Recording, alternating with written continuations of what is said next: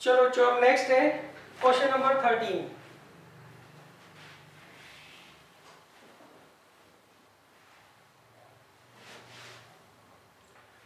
देखिए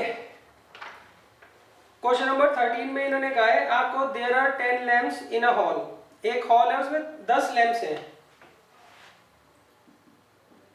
आपको एक हॉल दे रखा है और उसके अंदर 10 लैम्प्स हैं।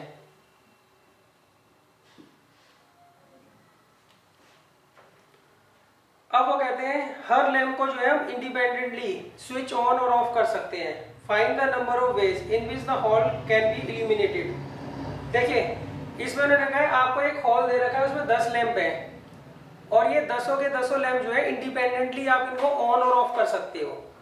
अब आप ये बताइए कितने नंबर ऑफ वे से आप रोशनी कर सकते हो किसमें, हॉल में। क्वेश्चन तो समझ आ गया बच्चों। एक हॉल के अंदर 10 लैंप है और वो 10 के 10 लैंप जो है इंडिपेंडेंट है, उनको आप अलग से सबको ऑन ऑफ कर सकते हो। तो आपको बताना है कितने नंबर ऑफ वे से आप हॉल में रोशनी कर सकते हो। क्लियर है? तो देखो सबसे पहले हम ये निकालेंगे कि भाई हम जो है सिर्फ एक ही लैंप से क्या कर रहे हैं, रोशनी कर रहे हैं। हमारे पास टोटल कितने लैंप हैं, 10 लैंप हैं। तो नंबर ऑफ वेज जिसमें से हम 10 में से किसी एक लैंप को सिलेक्ट कर कर उसको ऑन कर सकते हैं, तब भी तो रोशनी हो जाएगी हॉल में। अच्छा अब अगर मान लीजिए मैं 2 लैंप्स को ऑन करता हूं, 2 लैंप्स को ऑन करता हूं, तब भी तो रोशनी होगी। तो उस केस में मुझे 10 में से कितने लैंप छांटने हैं, 2 लैंप छांटने हैं। अच्छा नेक्स्ट, अगर मैं 10 में से 3 लैंप्स को ऑन कर देता हूं तब भी तो रोशनी हो जाएगी। तो 10 में से अगर मुझे 3 लैंप को सिलेक्ट करना है तो कितने नंबर ऑफ वे से सिलेक्ट करूंगा, 10C3। सिमिलरली अगर मैं 10 में से 4 लैंप्स को सिलेक्ट करता हूं एट ए टाइम और उनको ऑन कर देता हूं तब भी तो रोशनी हो जाएगी। तो 10 में से 4 लैंप सिलेक्ट करने की वेज कितने होगा, 10C4। सिमिलरली 5 लैंप्स को अगर मैं ऑन करता हूं तब भी रोशनी हो जाएगी हॉल में। ऐसे ही 6, ऐसे ही 7 और ऐसे ही 8, ऐसे ही 9 और ऐसे ही 10 लैंपों को जलाकर भी मैं रोशनी कर सकता हूं। तो ये आंसर आएगा बच्चों।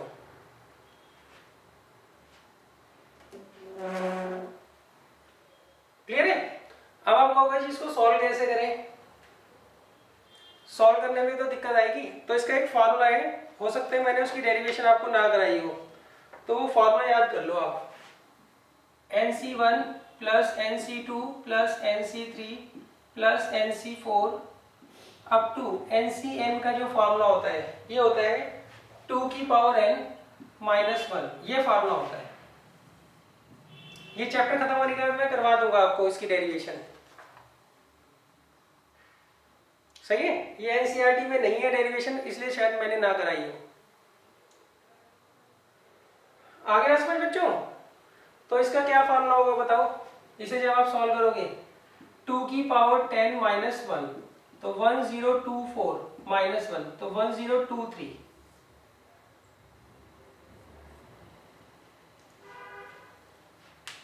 तो इतने नंबर ऑफ वेज से आप क्या कर सकते हो, हॉल के अंदर रोशनी कर सकते हो। इस क्वेश्चन को एक बार दोबारा देख लो भाई। इस क्वेश्चन में उन्होंने कहा है एक हॉल है, उस हॉल के अंदर 10 लैंप लगे हुए हैं और 10 के 10 लैंप जो है इंडिपेंडेंटली वर्क कर रहे हैं। आप 10 के 10 को अलग से ऑन ऑफ कर सकते हो, कोई किसी के ऊपर डिपेंडेंट नहीं है। अब आपको क्या करना है, हॉल के अंदर रोशनी करनी है। तो कितने नंबर ऑफ वे से आप रोशनी कर सकते हो। अगर आप एक लैंप जलाओगे तब भी हॉल में रोशनी हो जाएगी। तो 10 में से एक लैंप को सिलेक्ट करने के कितने वेज होंगे, 10C1। 10 में से अगर आप 2 लैंप्स को जलाते हो तब भी रोशनी हो जाएगी। तो ये वो नंबर ऑफ वेज हो सिलेक्शन हो गया। 10 में से 3 लैंप जलाते हो तब भी रोशनी हो जाएगी। 10 में से 4 लैंप जलाते हो तो भी रोशनी हो जाएगी। 10 में से 5 लैंप जलाते हो तब भी रोशनी हो जाएगी। 10 में से 6 लैंप जलाते हो तब भी रोशनी होगी। 7 लैंप जलाते हो तब भी रोशनी होगी। 8, 9, 10 में भी क्या होगी, रोशनी हो जाएगी। अच्छा अब या तो इनको आप इंडिपेंडेंटली सॉल्व कर लेना, ज्यादा लंबा है नहीं, हो जाता है सॉल्व।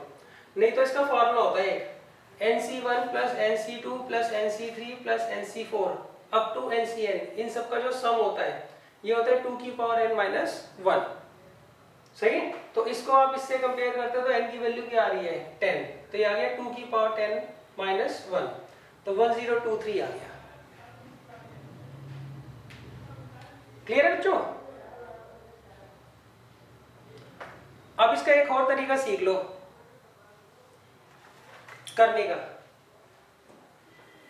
इसमें तो हमने कॉम्बिनेशन लगाया है, अब मैं आपको परमुटेशन से करवाता हूं। ये मान लीजिए आपको 10 लैंप दे रखे हैं,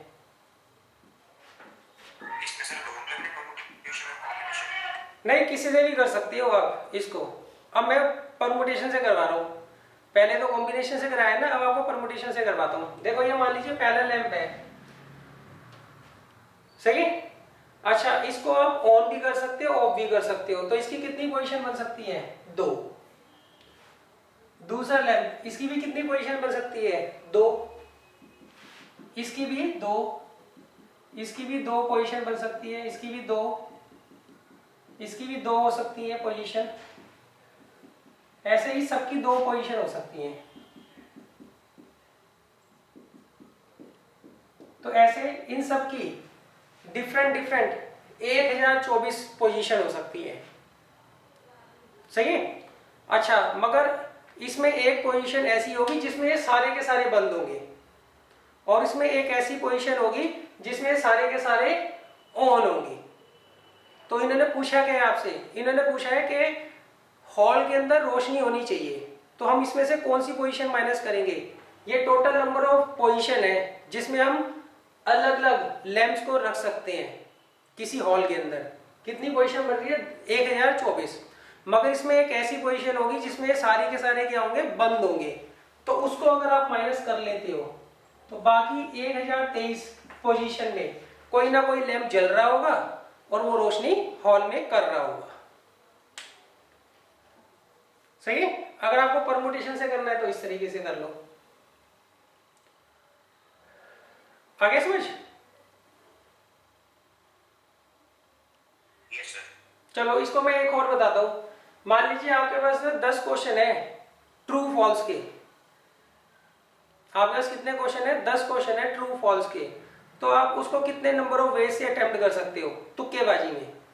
तो पहले क्वेश्चन की हमारे पास कितनी चॉइसेस हैं 2, ट्रू या फॉल्स कुछ भी लिख सकता हूं। दूसरे क्वेश्चन की कितनी चॉइसेस हैं 2, तीसरे क्वेश्चन की कितनी चॉइसेस हैं 2, फोर्थ क्वेश्चन की कितनी चॉइसेस हैं 2, फिफ्थ, सिक्स, सेवंथ, 8, 9, 10। तो ऐसे में 1024 नंबर ऑफ वेज से इस पेपर को अटेम्प्ट कर सकता हूं। क्लियर है?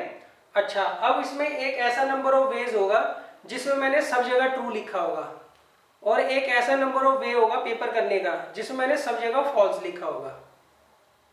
क्लियर है? नहीं, क्वेश्चन में देखेंगे ना, क्वेश्चन में क्या पूछा है। क्वेश्चन इस तरह से आएगा, आपको वो कहेंगे जी आपके पास 10 ट्रू फॉल्स के क्वेश्चन है, आप वो नंबर ऑफ वेज बताओ जिसमें बच्चा कर आए, तुक्का मार कर आए, प्योर तुक्का मार कर आए, उसे कुछ भी नहीं आता, तो वो नंबर ऑफ वेज बताओ जिसमें तुक्के मार रहा है और सारे के सारे आंसर सेम नहीं लिख के आ रहा। सारे के सारे आंसर सेम का मतलब सब जगह ना तो ट्रू लिख रहा है ना सब जगह फॉल्स लिख रहा है। तो हम इसमें से हम क्या करेंगे 2 वेज माइनस कर लेंगे, तो 1022 तरीके से वो पेपर कर सकता है।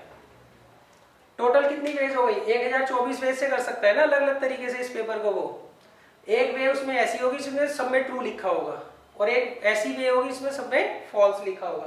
तो ये 2 वेज घटा देंगे तो कितने तरीके से अटेम्प्ट कर सकता है वो पेपर 1022 वेज से वो पेपर को क्या कर सकता है अटेम्प्ट कर सकता है, जिसमें वो सारे के सारे आंसर सेम ना लिख कर है। क्लियर है बच्चों? तो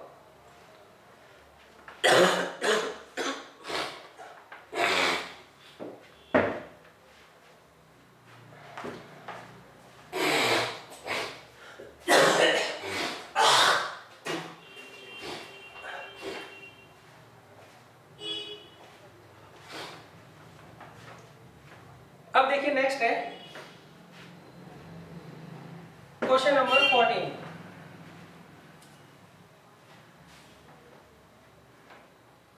क्वेश्चन नंबर 14 में मैंने लिखा है अ बॉक्स कंटेन 2 वाइट, आपको एक बॉक्स दे रखा है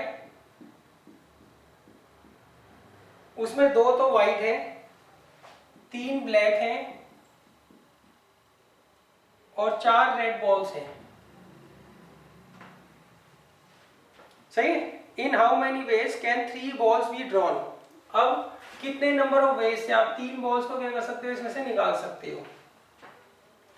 if at least 1 black is to be included in the draw, जिसमें कम से कम एक ब्लैक बॉल तो जरूर हो।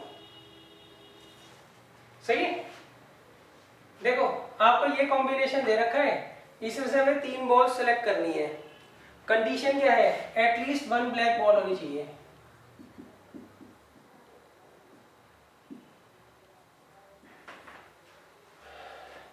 एटलीस्ट क्या होनी चाहिए, 1 ब्लैक बॉल होनी चाहिए। तो इसमें हम क्या लिखेंगे, number of ways in which at least 1 black can be selected.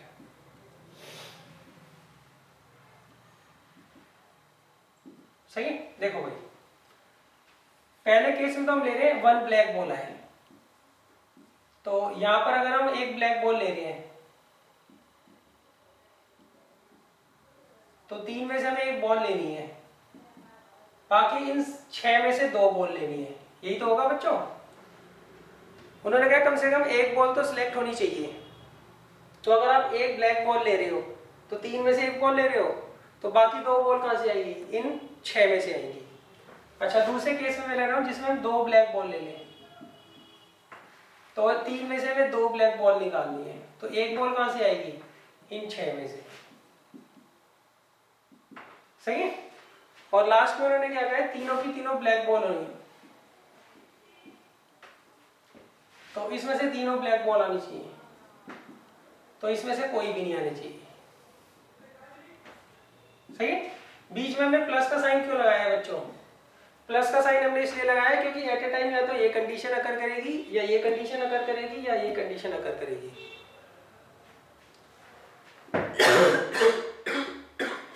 Clear है बच्चों। तो क्वेश्चन में उन्होंने कहा है आपको 2 व्हाइट बॉल दे रखी है, 3 ब्लैक बॉल दे रखी है, 4 रेड बॉल दे रखी है। इनमें से हमें 3 बॉल निकालनी है। कंडीशन ये है कम से कम एक ब्लैक बॉल जरूर होनी चाहिए, कम से कम एक ब्लैक बॉल जरूर होनी चाहिए जो आप सिलेक्शन कर रहे हो। अच्छा अगर आप इसमें से एक बॉल ले रहे हो, पहले मैं ये लेके चल रहा हूँ, इसमें से हम एक बॉल ले रहे हैं, तो 3 में से एक बॉल चाहिए, तो 3C1, तो बाकी 2 कहाँ से आएंगी, बाकी 2 इन 6 में से आएंगी। अच्छा अगर मैं 2 ब्लैक बॉल लेता हूँ तो 3 में से हमें 2 बॉल चाहिए, तो बाकी एक बॉल कहाँ से आएगी, इसमें से 6 में से। अगर तीनों ही ब्लैक बॉल ले रहा हूँ तो 3C3, तो बाकी 0 बॉल आएगी इन 6 में से।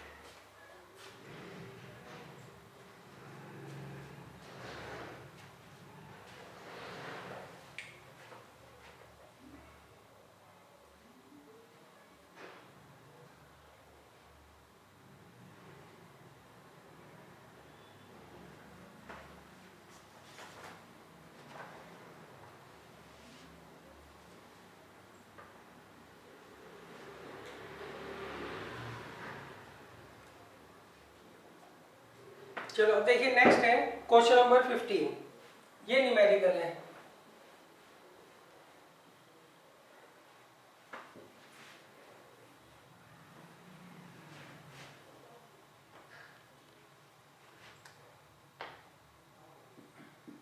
इसमें मैंने कहा है NCR-1, ये तो 36 दिया है, और NCR जो है ये 84 दिया है।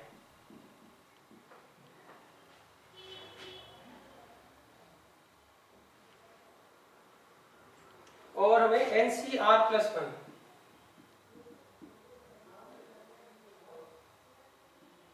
ये 126 दिया है, तो हमें RC2 की वैल्यू निकालनी है, क्या होगी?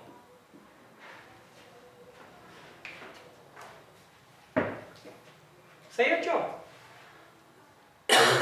तो देखो पहले आप इसको ले लो, इसके हम वैल्यू फॉर्मूला लगाते हैं। पहले NCR का क्या फॉर्मूला होता है? n factorial upon R factorial into n minus R factorial. यहाँ पे R की जगह R-1 दिया है बस। ये कितना आएगा? ये n factorial upon R-1 factorial, और ये ब्रैकेट खुलेगा तो n minus R plus 1 factorial. ये आगे समझ बच्चों? अच्छा, अब इसे n factorial upon R factorial into n minus R factorial. अब इसमें लगाते हैं formula n factorial upon R factorial into n minus R factorial. तो ये आएगा n factorial upon R plus 1 factorial n minus R minus 1 factorial. अब देखिए इसे हम मान लेते हैं इक्वेशन 1, इसे इक्वेशन 2 और इसे इक्वेशन 3। अब मैं क्या करूँगा, फर्स्ट और सेकंड को डिवाइड करके एक रिलेशन बना लूँगा, सेकंड और थर्ड को डिवाइड करके एक रिलेशन बना लूँगा, फिर उन दोनों को मैं क्या करूँगा, सॉल्व करूँगा। सही है? तो यहाँ मैं लिखता हूँ फर्स्ट डिवाइडेड बाई सेकंड, तो आएगा n factorial upon R minus 1 factorial n minus R plus 1 factorial upon n factorial upon R factorial into n minus R factorial is equal to 36 upon 84। अब देखो ये मेन ऑब्लिक है, इसके नीचे जो term होती है वो पलट कर ऊपर जाती है।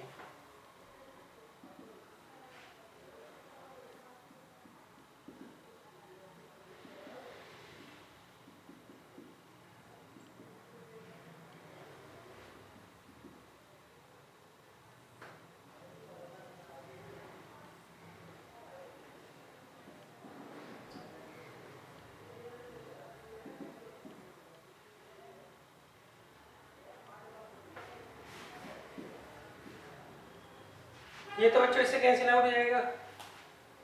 अच्छा अब देखो इसमें और इसमें बड़ा नंबर कौन है? ये है, तो इसे हम एक्सपेंड करते हैं r into R minus 1 factorial, और ये R माइनस 1 फैक्टोरियल, और इसे एक्सपेंड करते हैं n minus R plus 1 into n minus R factorial. इसे काटो आप 4 से, 4 से क्या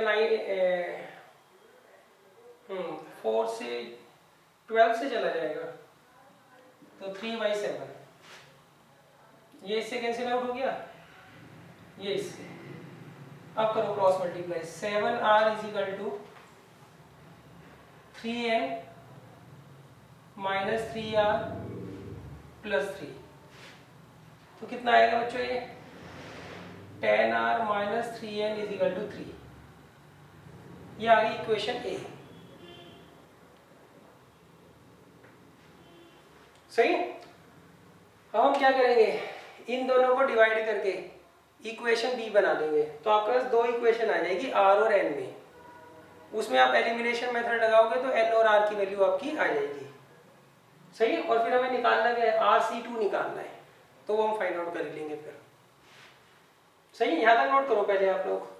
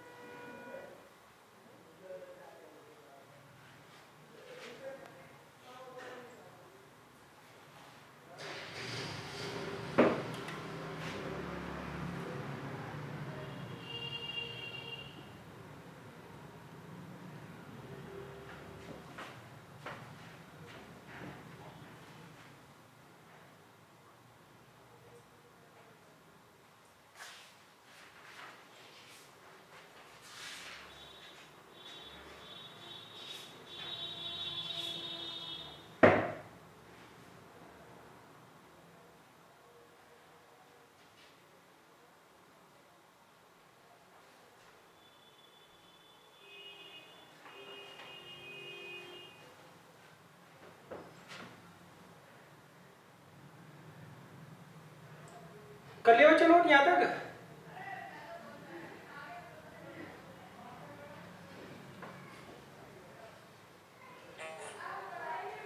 चलो अब देखो, अब हम क्या करते हैं, सेकंड डिवाइडेड बाय थर्ड।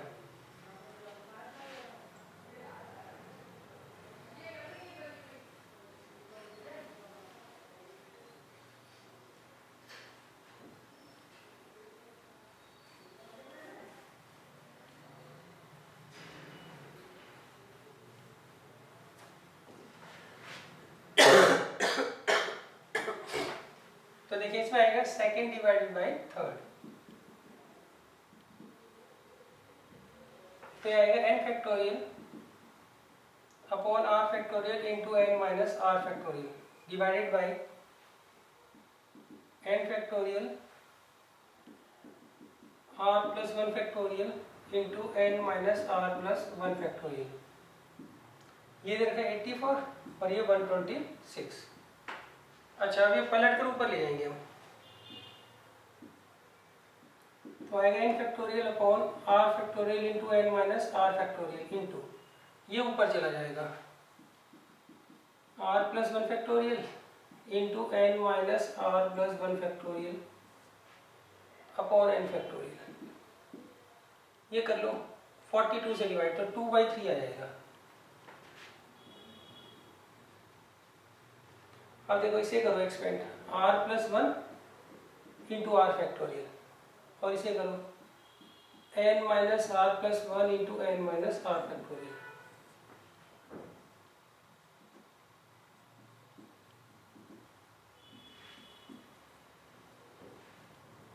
तो चाहिए तो इससे कट जाएगा और ये इससे। अब करो क्रॉस मल्टीप्लाई,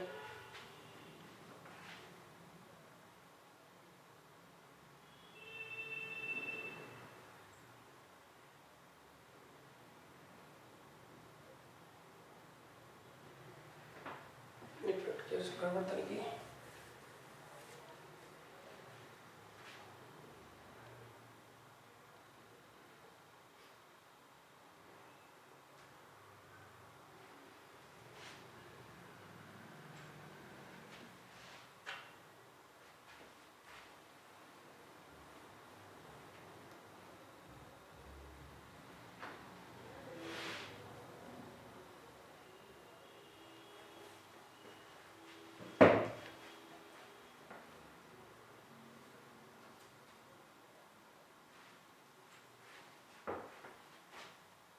यहाँ पे बच्चों माइनस है।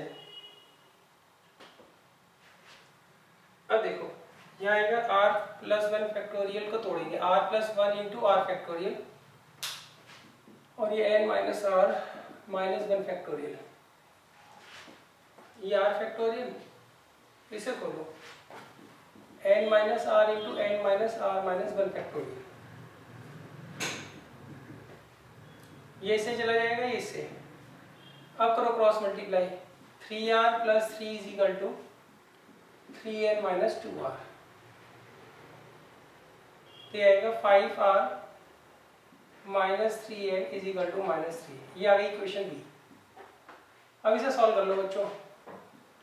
10r minus 3n is equal to 3, 5r minus 3n is equal to minus 3। सही, सॉल्व कर लो बच्चों इसको जगह।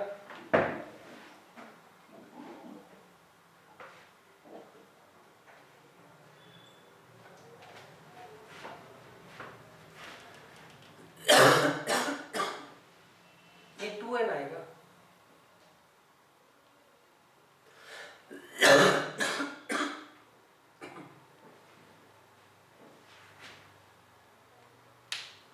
कर लोगे बच्चे इसे सॉल्व? तो एलिमिनेशन मेथड लगा के n और r की वैल्यू निकाल लेना। बताओ कितनी आ रही है n और r?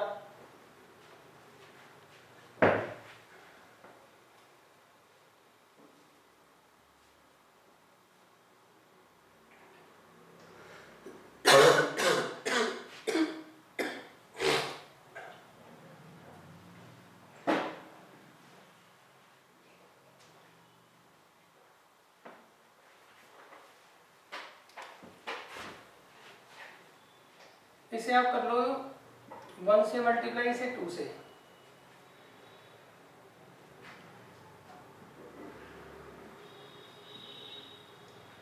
तो आ जाएगा 10r minus 3n is equal to 3, और ये 10r minus 4n is equal to minus 6।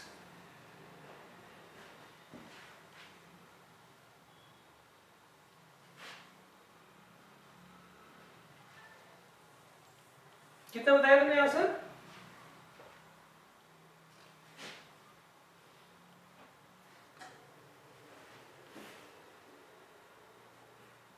R3 और N9 आ रहा है। सही, और हमें निकालना क्या है? RC2 निकालना था ना, तो R कितना दे रखा है? 3C2 निकाल लेना बस, वो आ जाएगा आंसर आपका।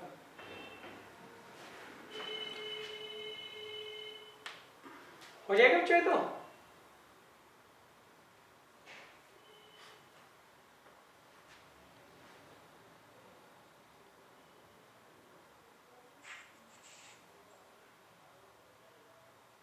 नहीं तो पूछ लेना कैलकुलेशन नेक्स्ट टाइम।